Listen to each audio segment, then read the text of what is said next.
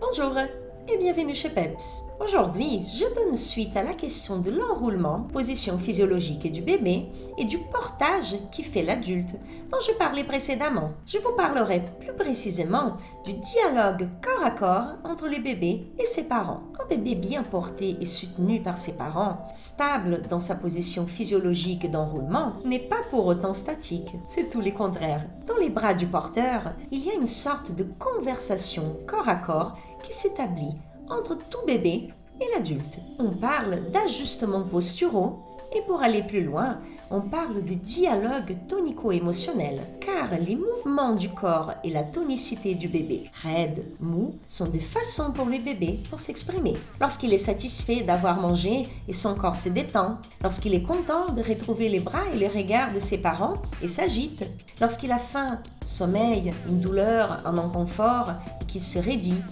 et tant d'autres situations que le bébé ressent et auxquelles il réagit et répond avec son corps.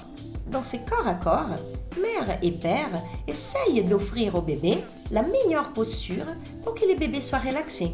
Le bébé, actif, cherche aussi sa propre position dans les bras.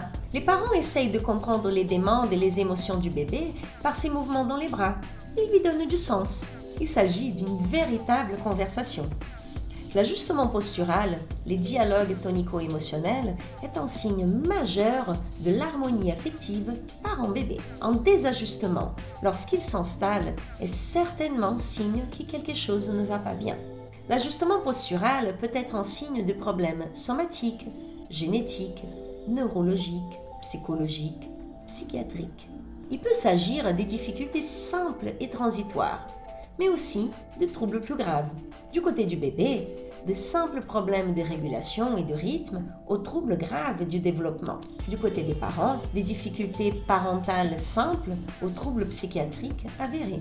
Que la difficulté vienne du bébé ou du parent, qu'elle soit un simple désajustement ou un signe de problème plus grave, ce qui est important, c'est de le prendre en compte. C'est en s'appuyant sur ses corps à corps et la prise de sens qu'il offre que le bébé va développer sa conscience corporelle, son langage, la régulation de ses émotions. Mais comme les bébés ne parlent pas encore avec des mots, c'est souvent dans les discours des parents qu'on trouvera ces signes de désajustement. Il est commun d'entendre des phrases du type « Mon bébé n'aime pas quand je le prends dans les bras. Il ne se calme pas dans mes bras. Il préfère quand je le mets au lit et il se calme tout seul. Il bouge tout le temps. Il s'énerve dans les bras. Il ne reste pas dans les bras tranquille. Si je l'ai dans mes bras, il faut que je me lève et que je marche. Ou au contraire, mon bébé ne bouge pas beaucoup.